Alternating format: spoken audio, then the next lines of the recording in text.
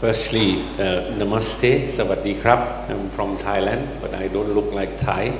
Okay, maybe you are familiar with a Thai face like our friend here from MFA, but there are roughly about 300, 400,000 of us, 4 lakhs, okay, in Thailand. Wonderful country. Okay, in fact, Thailand is quite a society of pluralism also, which of course many of you might not be able to see it also. I would like to express my sincere gratitude to Ministry of External Affairs and India Chamber of Commerce to invite me here and in this beautiful city of joy, Kolkata, very connected to my university also, Chulalongkorn University, because in 1927, Gurudev Rabindranath Tagore visited Siam, delivered his lecture at Chulalongkorn University, and then he became close friend of King Rama VII, and King Rama VII requested him to send a professor to teach Sanskrit in Chulalongkorn University, and a year later, Gurudev sent Swami Satyanand Puri, and changing political atmosphere in Thailand, Swami Satyanand Puri then invited Netaji Subhash Chandra Bose to Chulalongkorn University, and before he died, he donated 5 lakh baht to King Chulalongkorn Memorial Hospital in 1940 values, 5 lakh baht. So you can imagine how much it was, okay? Still, so many things about him is still under research in Thailand, and if you all are interested, of course, you know, these 3 great Bengalis have won our heart also, you know, connected with us.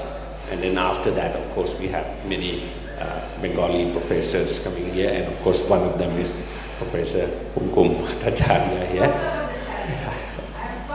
Bhattacharya, sorry. Okay, thank you. Now, my point is that before we discuss on education and answer your questions also, what is BIMSTEC? Right? I was involved with BIMSTEC since day one. Okay? Apart from my professorship at Chulalongkorn University, I am also BNPTT, the think tank group. And the first meeting that we had was in Taj Hotel, Kolkata. So 1997, it was only BIMSTEC, no M. Myanmar was not there in July. The beginning, you know, perhaps the founder did not consult any Rishi astrologers. The beginning was quite a disaster because it was during Asian financial crisis, July 1997. But in December, Myanmar said we will join.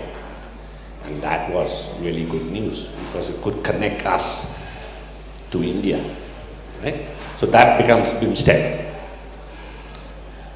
You have Bangladesh, India, you call it, right? Then of course, we have Bhutan and Nepal come in. Then of course, many sophisticated people say that, you know, let's put it BIMSTEC, but we'll call it Bay of Bengal Initiative on Multilateral Sector, blah, blah, blah. We are smart people, okay? We're smart people. Then a bit of struggle on the Secretariat office between Sri Lanka and Bangladesh, you know, and eventually say, oh, let's put the Secretariat office in Dhaka, but the first Secretariat should be Sri Lanka, Sumit Nakandala, right? So alphabetical order, so quite a struggle, 25, 26 years. Now, good news is that it survives, it evolves, you know. I love BIMSTEC. I see BIMSTEC as something very important for us. Free of Indo-Pacific and free of BRI. Free of geopolitics. You know, where we all can diversify the risk, where we all can strengthen unity within us, you know. But do we see that? Do we have that kind of strategic vision about it? And I think education then follow that strategic vision also. How do you want to see it? If you see it as a bridge between Southeast Asia and South Asia, that's also, you are entitled to that view. But Southeast Asia and South Asia are two newly coined words. Bay of Bengal is much older than that. And again, referring to your Bengali intellectual Amitabh Ghosh, who spoke at my university, when he said, if you draw a compass of circle, people in Orissa must have something to do with Ranong and other in Myanmar, more than Tamil Nadu maybe, right? Because of this nature. So how do we see that? Right? And this is a very important question that I pose to India, because India is undoubtedly a great power. A great power in civilization, in defense, in economies, and so on. And now the new OECD report says that the GDP growth would exceed China as well, right? So this is something very important for us. Okay? And if you want to go back to some history, I think Sunil Samarik's book on Crossing the Bay of Bengal is still one of the best. How we, associate with one another in that sort of sense. So this is something very important for us. Okay? How do you see it? How do we link with each other? Okay? Otherwise, you only wait for summit. And then summit take place. And there's so many sectors, why don't we reduce it, why don't... See, I want to see a push-up from us also. Because end of the day, BIMSTEC should not belong to our leaders alone. BIMSTEC should belong to us also, right? Because people-to-people sector are so powerful that it can influence other people as well. Yes, we live in the nation state, you are correct.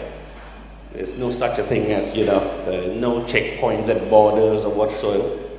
But at the same time, the power of imagination, by using that history to link with one another, should also be there, right? So if you follow this strategic vision of mine, that we want to be someone here altogether, diversify from global risk, helping each other, as in the morning when we talk about food security, we have so much in surplus, and why can't we have a bank for that? If somebody faces disaster, we help each other. Very simple. And so many topics are not relevant to the people. Nonsense. Some of them I can't even read and understand. So expensive journals that you cannot even read half of it. You don't understand anything about it. India is strong in publication. India is strong, okay, in this sort of sense. India should lead with some BIMSTEC publication standard. Make it something uniquely BIMSTEC.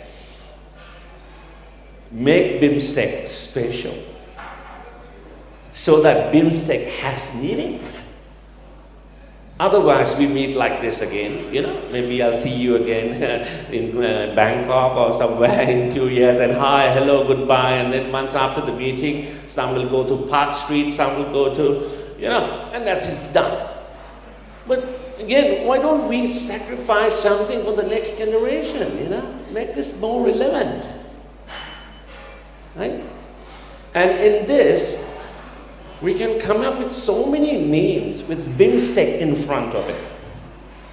BIMSTEC scholarship, BIMSTEC education. If my country is good in providing skills for people in the hotel service sectors and so on, why not?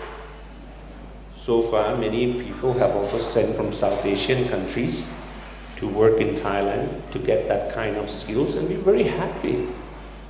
I was recently drinking beer in a hotel, and Nepali students, said that, I'm here to learn about the service, and I was so happy.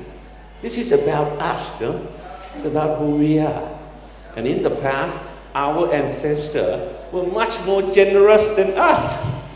No quarantine, right? Thailand used to export elephants to India via Bay of Bengal. No quarantine. And you know why Thai elephants were attractive? Because we provided the package. So basically we trained the elephants as well. Yeah? So in other words, we can do more than that. So I'm not providing you any solution here today, but I think we need to ask first. Do we want to meet like this once a year all the time? Or do we want to meet once a year, but move forward with some interesting educational linkage, a real one? Right? Many universities in the West has already withdrawn themselves from QS. Okay?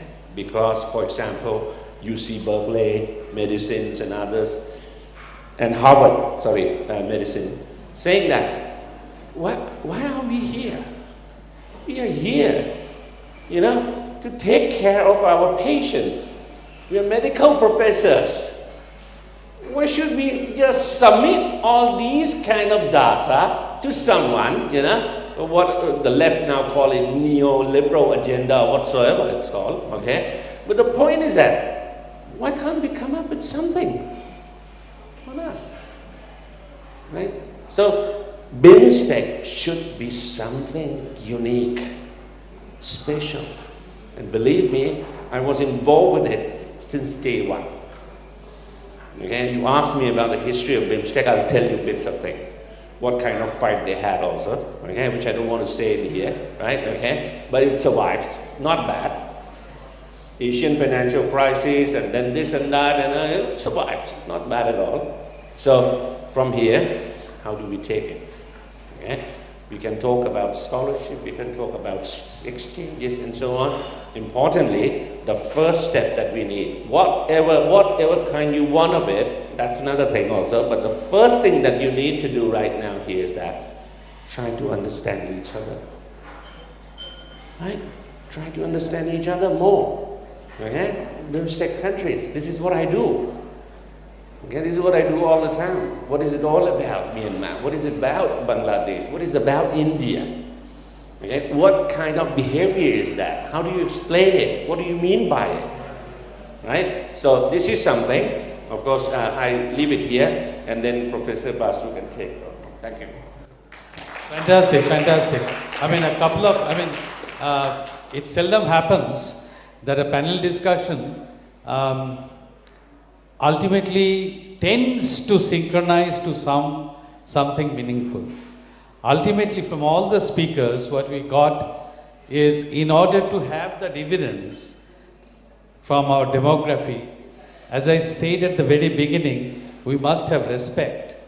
Now I would like to add that we must enhance our self-esteem. Our self-esteem. I underline our self-esteem.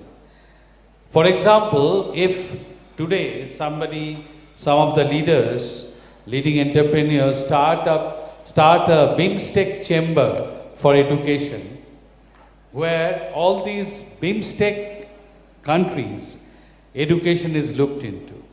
How would that be? Similarly, whenever we talk about, we are actually, Professor Pillai may not agree or may agree, I do not know, that we are really submitting to WTO standards that have been put forward regarding our accreditation norms and all those. We blindly decide that we have to follow that. We may take ideas from that. We are fearful about making some changes in that. Similarly, as he pointed out for Scopus Index, from my student days, I didn't find leading scientists, except for publishing in Current Science, publishing in other Indian or local journals. Unless that is done, how can the Indian journals or BIMSTEC journals grow up? How can that happen? Right? So that is something we should all look into. Have some patriotism reinculcated within ourselves. And that can be built on our self-esteem, our sense of friendship that has been repeatedly talked about.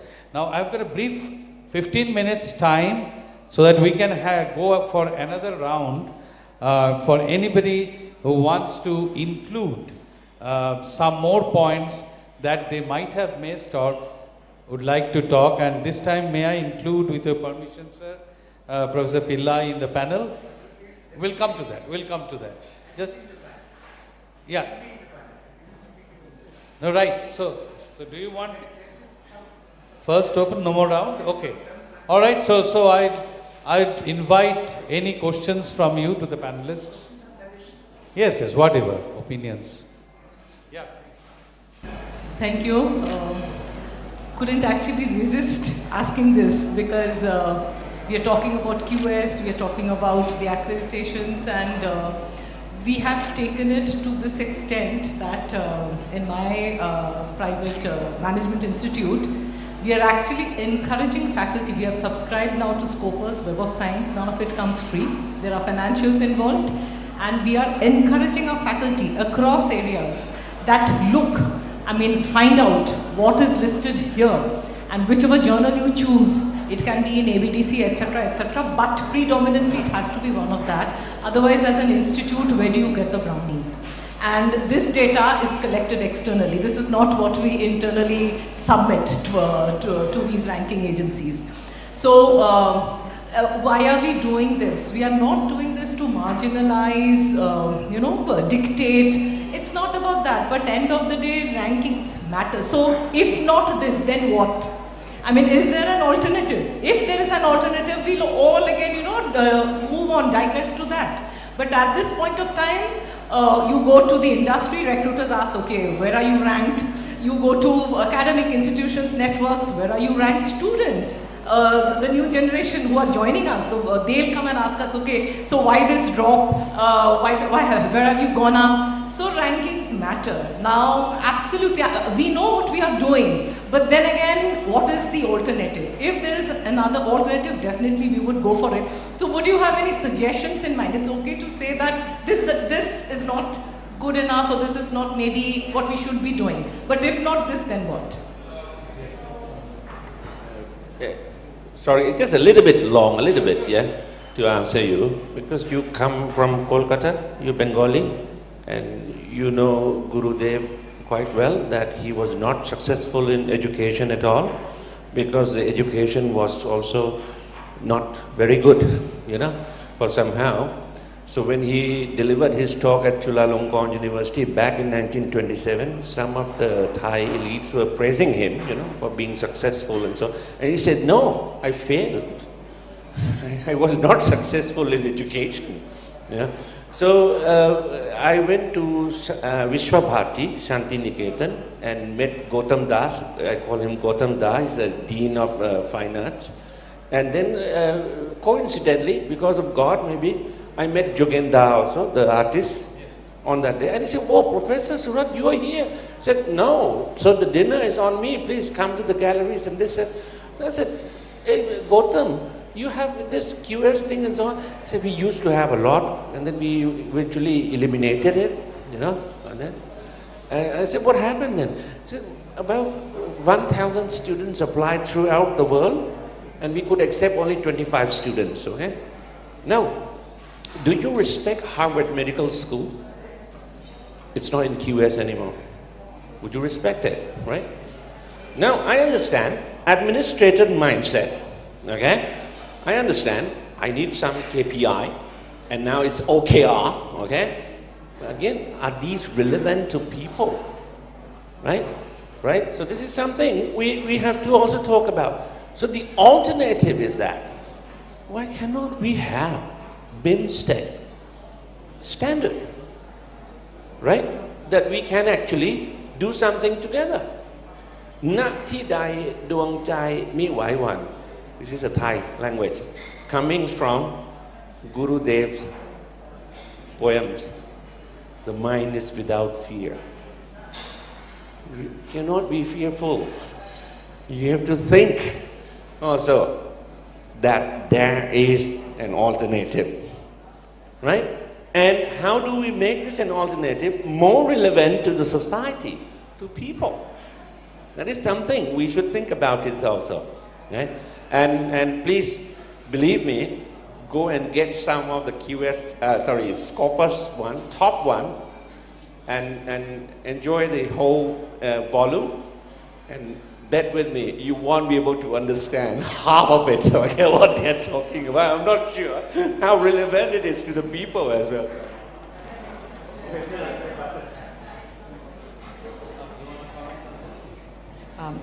Actually, I think talking about ranking, as a young entrepreneur, I want to share my view. Because when I take over our family business, my dad told me, when I did something wrong to my subordinate, he said, you don't need to say sorry. So, but as a young leader, yes, I'm the boss, but I do make mistakes. And I have enough courage to say sorry to my subordinate. That's how I learn and I earn my respect. So I told my dad, no, that's not right. Maybe you don't want to say, but I want to say, and I want to admit my mistake, and I am happy to amend it. So as a young leader, I think looking into the rank is also a way of looking into things as a leader or a team leader or a boss, So I think many of our Asian countries cannot get out of this power and hierarchy, whereas our young generation look into ranking as a responsibility. So we think rankings are just to divide the responsibilities. Even as an owner, I have my own responsibility. Even my subordinate, my employees, they all have their own responsibility and duties. So we all have to fulfill these duties and responsibilities in our own way, like together as a team, to gain achievement. I think that's my way of acceptance. Thank you. Thank you. Anybody else wants to comment on this? So I'm Kullan Kaur. I'm part of the Indian Chamber of Commerce Education Committee. I have startups in the space of technology, education, scale also. It's been an extremely thought-provoking session, very philosophical, I must also say. In one of the previous sessions, I heard that the BIMSTEC countries comprise of 22% of the world's population. And your current GDP is 5 trillion, supposed to be about 8 trillion in about 6-7 years to come. Which means a huge collaborative opportunities there in years to come, and we would need a lot of professionals who can take advantage of this opportunity. Since all the wonderful universities on the stage, and there are many in the audience, can we think of a BIMSTEC semester amongst you, collaborative, where each student gets to know about the other country's culture, language, style of doing business, and he becomes a BIMSTEC ready management professional at the end of the course. Because I'm sure with all these countries and the collaborative opportunities in the days to come, there will be huge demand of such professionals. We will be needing them.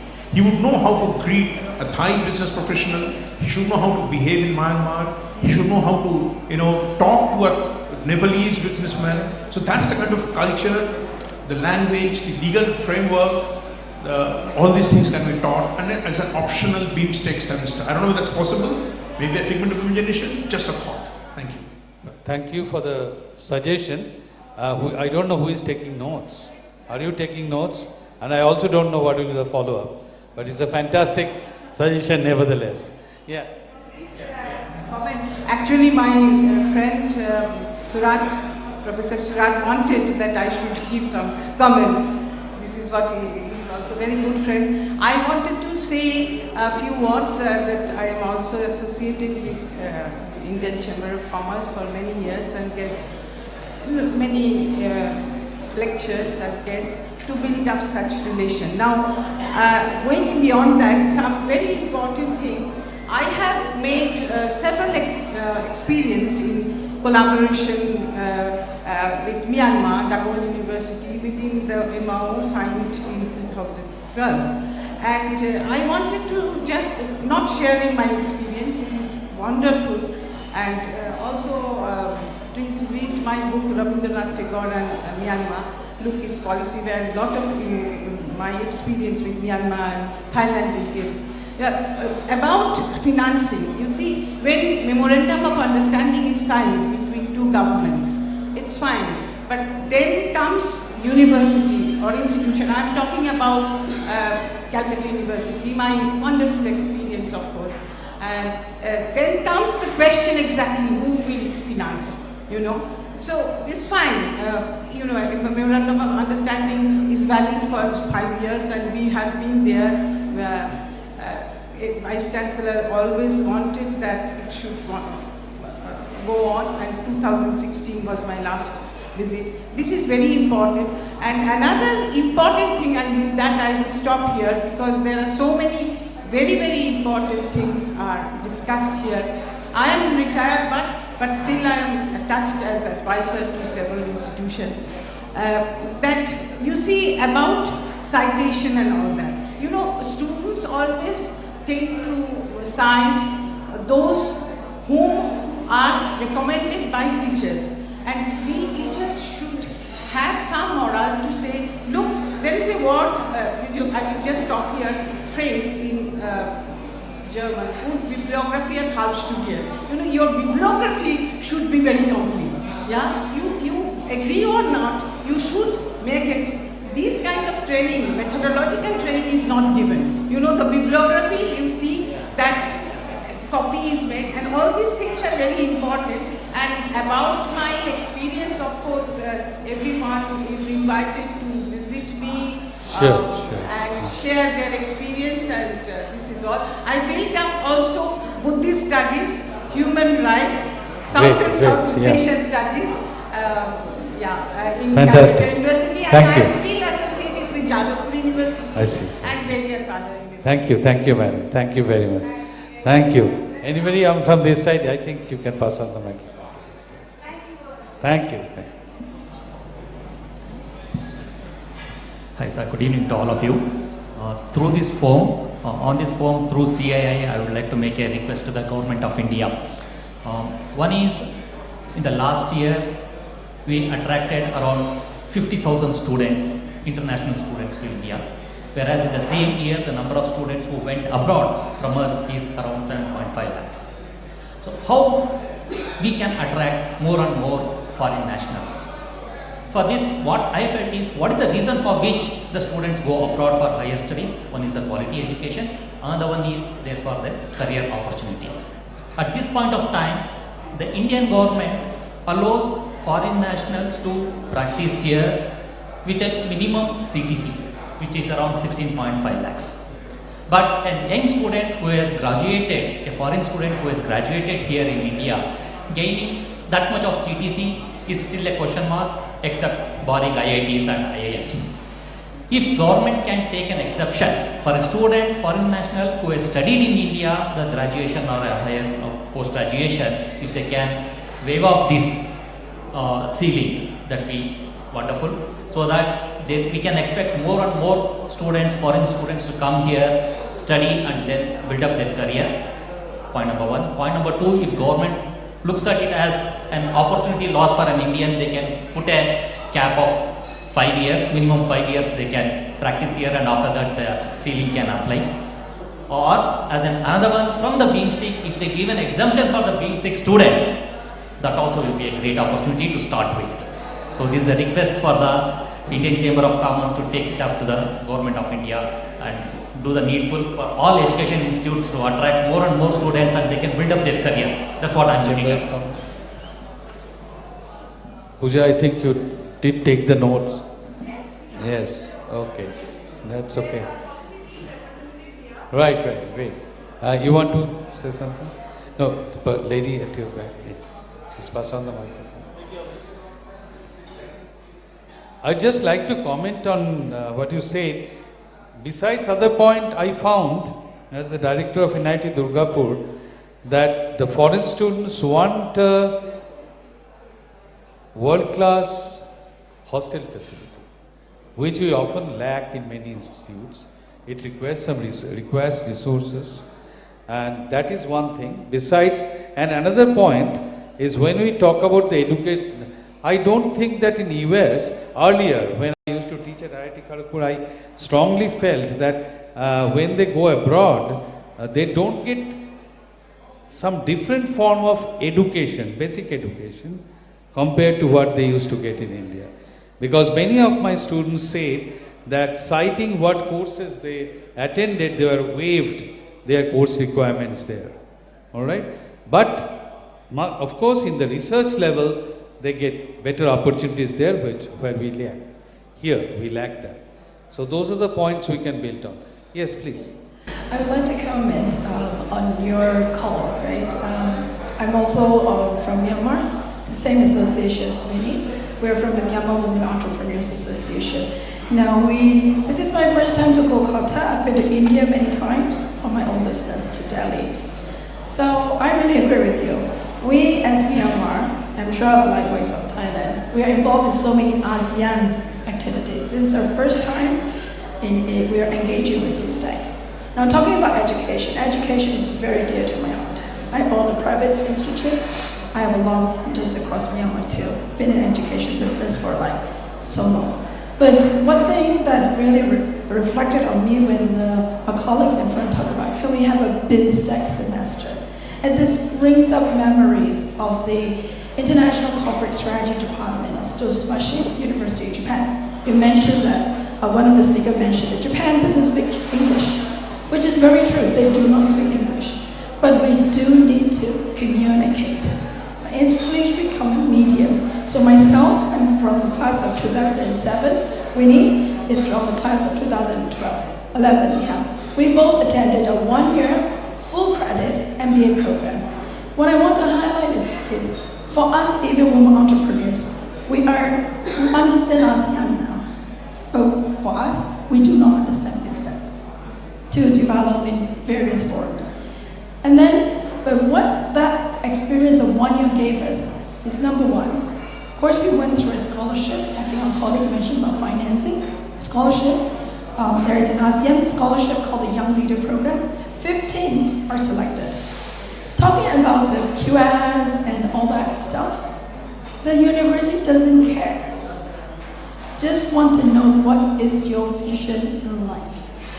In the university, we were taught there are 20% Japanese, 15 from ASEAN, out of 60 class size. The rest, up to a country, because they collect nationalities, they don't collect the quantity of students.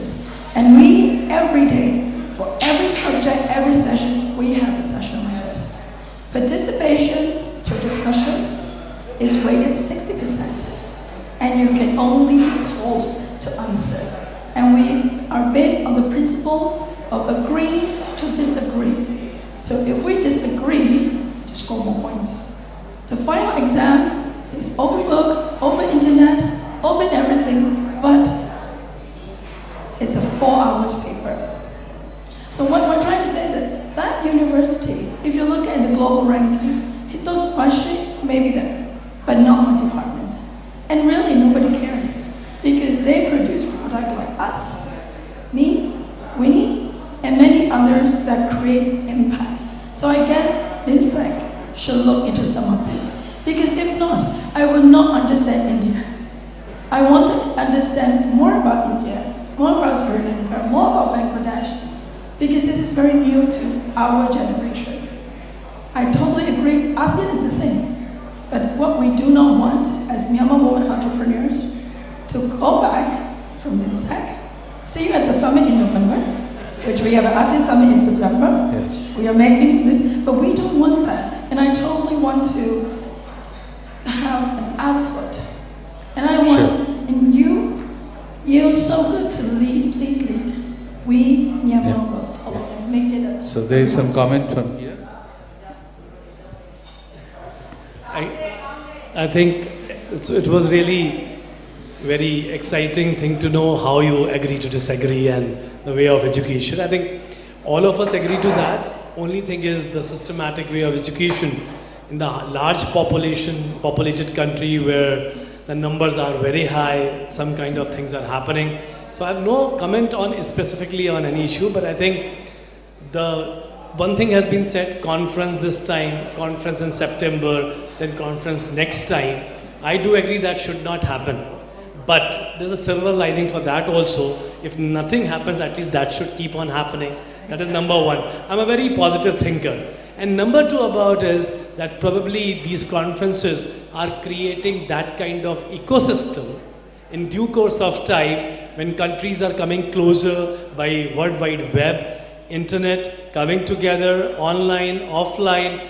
The race and the goals could have been achieved easily if we keep on meeting like that. So let us be very positive. I'm a very positively charged person. A lot of things were happening in due course of time about QS. About QS also I have a comment to make. I am not against QS, but I am not for QS. I'm in between that. So that in between is very important in the name of even NAC, forget about QS. NAC or NIRF, we have to use it very judiciously. In the rat race of NIRF and NAC and QS, if we lose the basic intent, what he has said, the touch of the student and faculty and the growth, and I think even if you get a NAC A++ has no value and no meaning in due course of time. The students, parents, they are also in the rat race. Everybody in country is a rat race. But that rat race will end one day. And that day will be noted that you have done what has been done in somewhere in Myanmar. So I would say that along with NIRF, QS, THE and whatever, we should not lose our foot from there and go in the rat race of recognition. So that is There is. Yeah, yes, sure. Quality evaluation, peer review, all these things were happening in education from time immemorial. Of course, Professor Basu mentioned about my name. I promoted NAC in the state of West Bengal. You are aware of it. Along with Professor Patajari, late Professor Patajari, who was physics professor when he was Webgota person here. So the first state in the country where there was a regional NAC office was West Bengal. When I went to colleges, I'm a teacher, basically I'm a chemistry teacher. When I went to colleges, telling about NAC and all that, the questions asked by the teachers were very relevant. Who are you to assess us? It is the teacher who is assessing. When I was really disappointed. Then I went my home and my son also asked, who are you to assess another institution? It is actually instilling a culture of self-evaluation. If you just look at, of course I come from the land of Shankaracharya, from the same city. And of course you just look at teachings, lot of discussions, lot of dialogues have happened, even time immemorial. So instilling a self-evaluation, a self-culture of assessment, that is very important. If the QS, if the NAC, if the NIR of perception ranking, if they have something positive for that prospect, we should definitely take it forward. It is, for example, I am not telling about the rank, what is the impact factor, which is now controversial. But we see that lot of untoward things in quality and excellence are happening. Publishing papers with, and there are large number of journals all over the world, not in India, all over the world. Large number of journals, they have publishers, fly-by-night operators are there. They just ask, request some publication, gets published, and say that publication is there. Peer reviewing and subjecting our work to peers is very important. QS or NAC is an institutional peer review. It is an institutional peer review. But before that, we should undergo individual peer reviewing in our own institution itself. That is why during my time only in NAC, the internal quality assurance cells, of course now IQACs were created. That was also, because I also said, we are not there to assess. We are not there to put a brand saying you are 5-star. It is for the institution to assess quality and all that. So instilling a culture of self-evaluation and then placing ourselves appropriately in our own way is very important. That has to be promoted. That is the only point which I wanted to say. That. But if you just look at this particular city itself, C.R. Rao, who got just 103 years old, I mean, statistician, he got the prize much more than Nobel Prize, and that is for a publication which came out from the city of Calcutta. For a publication in an Indian journal. And for C.V. Raman, who also worked in this city, who doesn't have a PhD. No, who doesn't have a PhD. Who doesn't have a PhD, but all his publications are in the Indian Academy of Sciences. I think what we need is, we have to ensure the quality and excellence of our teaching education institutions. Only when quality research is happening, quality teaching will also happen. Particularly higher education institutions, teaching and research. Teaching is transfer of knowledge. Research is generation of knowledge. Only an institution, only an individual who can create knowledge can transfer the knowledge effectively. We cannot expect all the world over institutions to come over India if we are not producing knowledge to that level. Definitely, we will keep our doors open, and therefore at the BIMSTEC level, what we have to just think it maybe an institutional, BIMSTEC as an institution. BIMSTEC as an institution, and then ensuring quality, individual quality and excellence at all levels. So we cannot just say no to assessment accreditation or anything of the sort, just like that. Thank you. Could I ask a question? Sure. Yeah, good afternoon. Thank you very much all the panelists. Thank you very much all the panelists for a very, very illuminating discussion. I am representing the Heritage Group of Institutions, and my name is Bashar Choudhury. My question is that, you are discussing and it has gone to the philosophical level now. But leaving the philosophical side, the actual point that we would like to know is this. See, there is a question of capacity utilization in universities and new capacity development, and also the mixing of the different cultures in different lands near to India and things like that.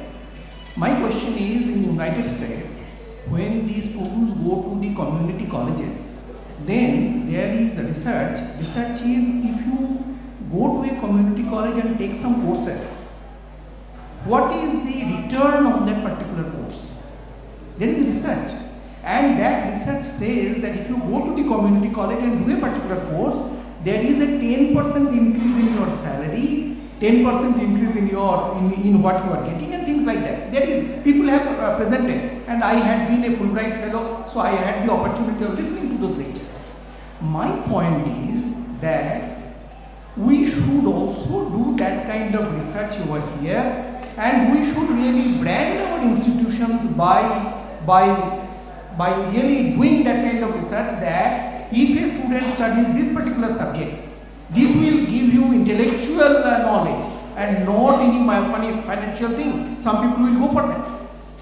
But for many people, as Mr. Subarna Bose has said so nicely, we need to also increase the capacity utilization for the middle level people.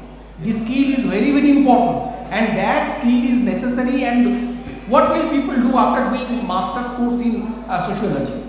What will people do after doing master's course in history? Point is, everyone will not do research, there is not enough money.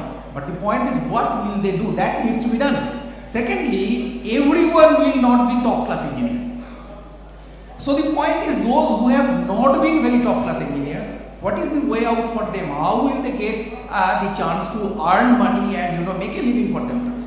There should be a large amount, there should be study in all these aspects, and if they are done, this kind of confidence will be very, very good. It has been a very illuminating discussion, but the point is, we need to do this study also at the individual level, in the institutional level, and also at inter-institutional level in the country and abroad, so that it becomes really useful. Yes. Thank you. I mean, it's of course we need to think about that, and our entire education system will have to we have to revamp it Yeah, there is one question. I think we'll have to conclude with that.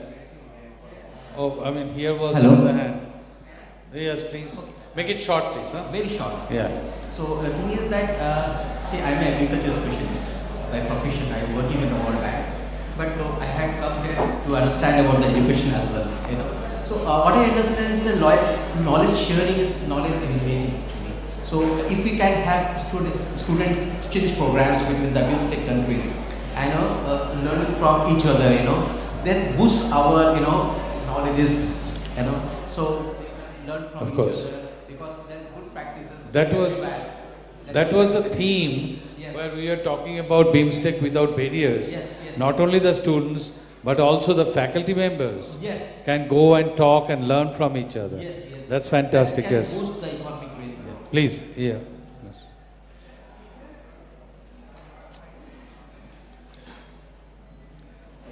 And we'll conclude with this point.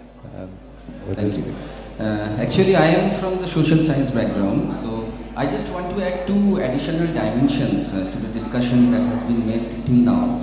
The first one is that for making the economy dividend ready, we all are talking about growth with prosperity, and that directly relates to the employability of the young generation as well. Now, what I think, sir, the main problem is that in many cases, in India, particularly in the rural sector, in our education system, students do not have the awareness about where is the job prospect. The basic issue is, at first we should create the level of awareness. They should know what types of jobs are going to be there in future, for what they should wait. So apart from the infrastructure, the money, the everything, we should also need to create a sort of awareness as well as the attitude towards getting the course, to do the course. For example, I can mention regarding the women entrepreneurship is one of the important area where we are lacking very much. And second point I want to mention in this connection is that apart from the fact that we are having the advantage of demographic dividend, we are also having another important aspect in Indian economy, that our economy is also having the problem of aging population. Within 2036, our elderly people's growth rate will cross the younger generation. So the issue is, apart from physical capital, financial capital or human capital, there is also knowledge capital.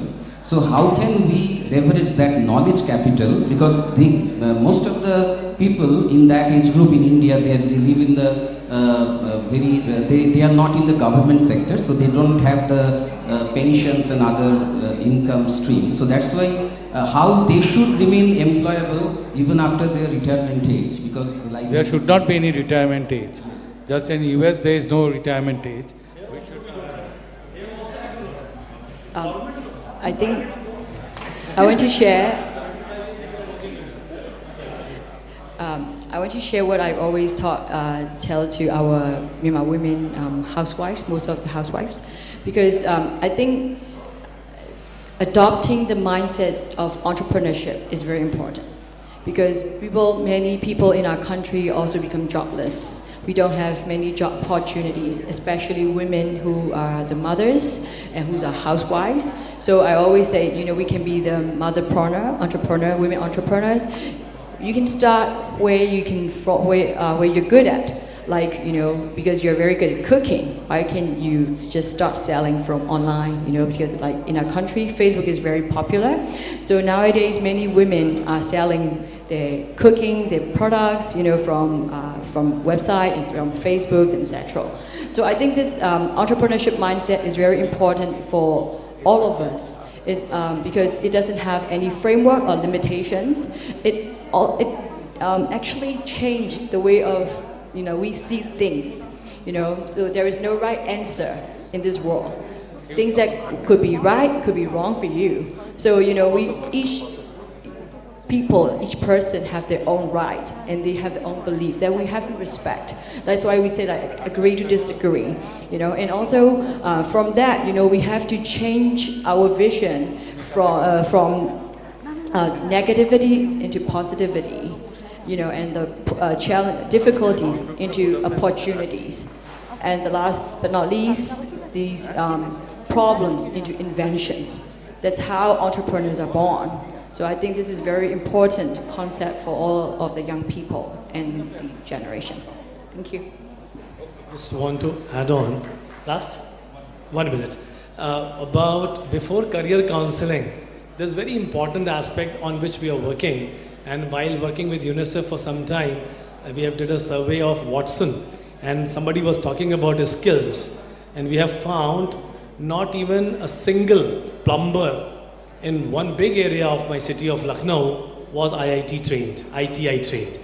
All ITI trained plumbers were no more plumbers, and all non-trained plumbers were the efficient plumbers. So we have to find out the way out, that what education system is actually doing. That is number one, skilling. And now in the name of skilling, I need not worry about saying this. In the name of skilling, already skilled people are being given certificate of skilling by and large, in fact of training them for the right. Second point, adding to that before counseling, is aspirational society what we are. From me to every one of you, everyone wants their children to become either doctors or engineers or bureaucrats, and nobody wants. And even if some of us send our children to a maybe hotel management or some other, later on, because of our family dynamics and aspirational dynamics, they do not continue there. So India has a very aspirational parents, and society has to rethink before counseling that even after counseling, things will not become all right if our aspiration will not be settling down. So that is something important I want to add. Thank you very much. I've got one thing to do, that is summing up, but there are so many fantastic points that I don't want to sum up. You know, if I sum the things up, then as if everything will be lost. You know, so there are several points which are spread around, and you have already heard about that, and we can dwell on each of those points. So instead of summing up, I'll now request Mr. Simarpreet Singh, who is the Director of GIS Group and the co-chair of ICC National Expert Committee on Higher Education, to deliver the vote of thanks. Good afternoon, ladies and gentlemen. Professor V.N. Pillai, it's an honor to meet you again after last week. Yes. Dr. Anupam Basu, it's an honor to meet you again. The ex-director NIT Durgapur and Pro-Vice Chancellor SNU Techno India Group. Professor G.D. Sharma, Professor S.P. Singh, Vice Chancellor Royal Global University Assam. Ms. Daw Win, Founder and Owner Streamline Training Learning Center, Myanmar Women Entrepreneurship Association. Thank you for being here. Professor Dr. Bhola Thapa, Vice Chancellor Kathmandu University, Nepal. Dr. Subarno Bose, the hospitality industry veteran of our state, for our country. Professor Surat Horachaikul, it's an honor that you're here.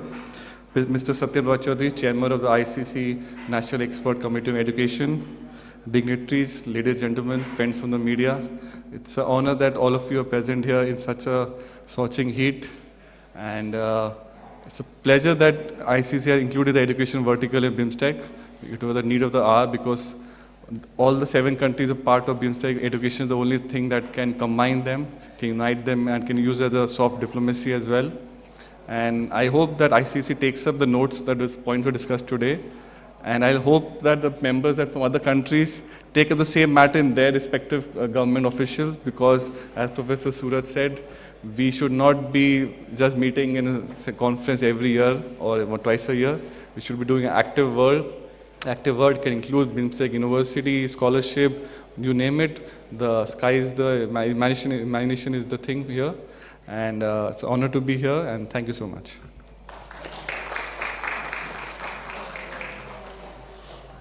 We have a short message from Dr. Debanjan Chakraborty, which needs to be played for all of you. It's a very short video. We'll just play it, and with that, we will, after that, we will felicitate our esteemed speakers and panelists. So a few more minutes of patience for the message. Hello and good afternoon to you all.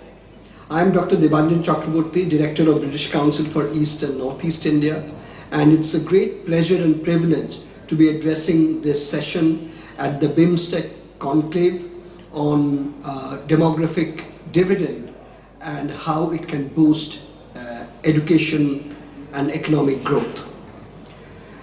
A big thanks at the very outset to Indian Chamber of Commerce and to Ministry of External Affairs, Government of India, for organizing this very, very important and timely conversation and dialogue that impacts much of South Asia and one of the very large swathes of young population across the world.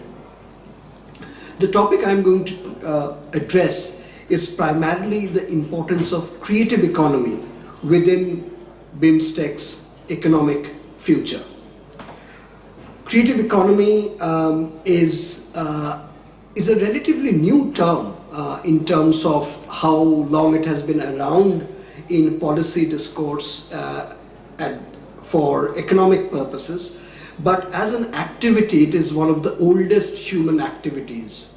So if we think of the cave paintings of Bhimbetaka in India, that is about 30,000 years old, and that is an instance of creative activity, but also creative economy in some senses. So what is creative economy?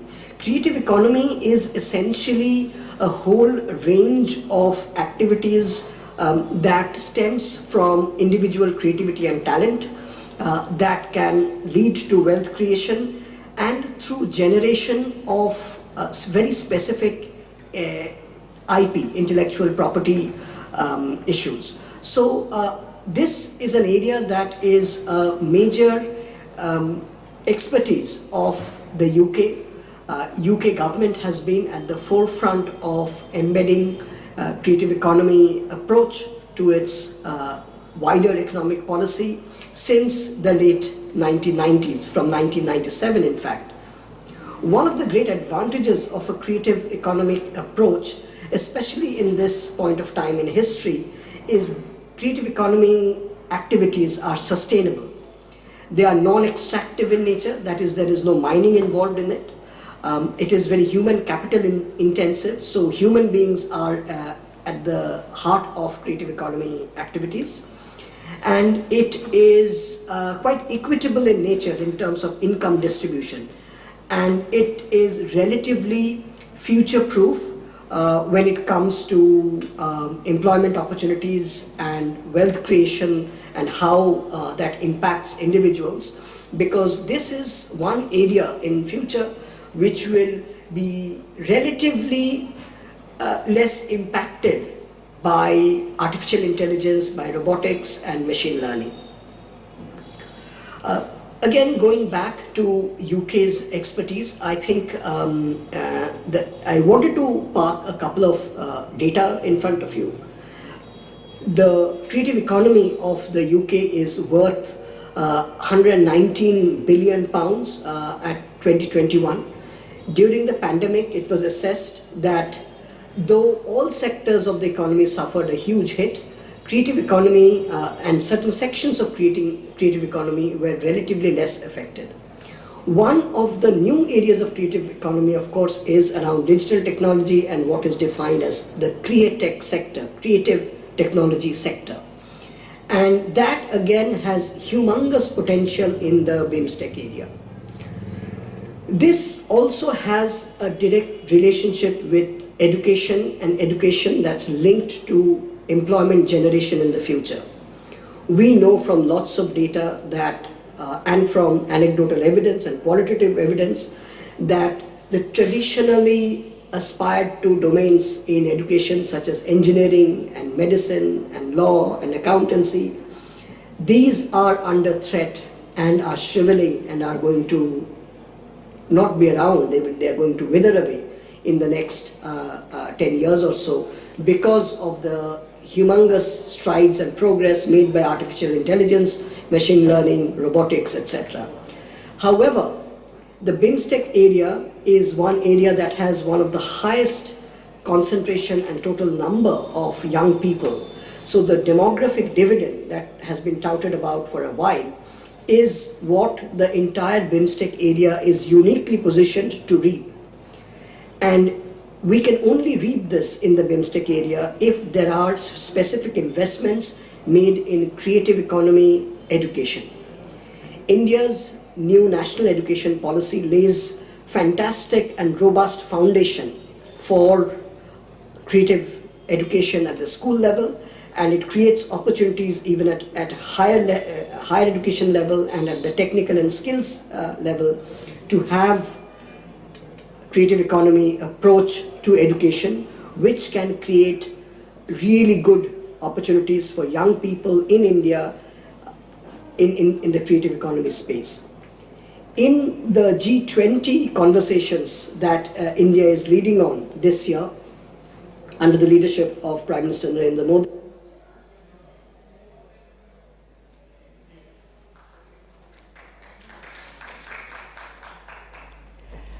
So, post the message, we will conclude with the felicitation. May I request Mr. Simarpreet Singh, please, to come on the dais.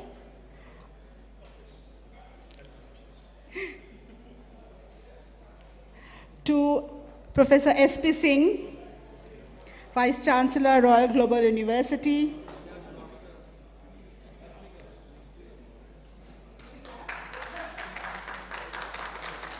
To Ms. Kin, founder and owner of Streamline Training Learning Center from Myanmar. To Professor V.N. Rajashekaran Pillai, Vice Chancellor of Somaiya Vidyavihar University. Thank you, Mr. Singh. Thank you so much. May I request Mr. Pradeep Agarwal, CEO of Heritage Group of Institutions, to please come on the dais. Sir, kindly felicitate Professor Dr. Bhola Thapa, Vice Chancellor, Kathmandu University, Nepal.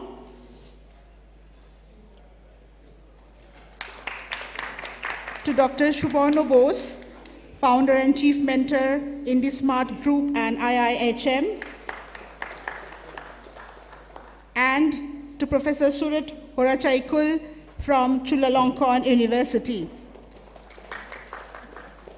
So may I request also to you to felicitate Professor Anupam Basu, our very own Anupam sir.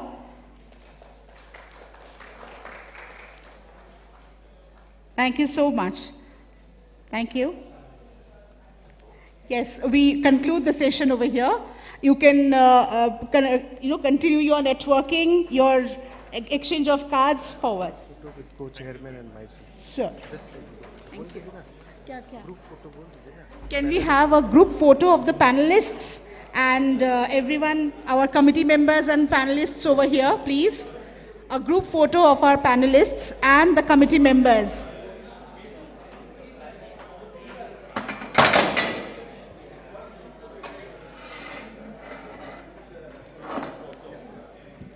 I request a group photo of our panelists and committee members, please.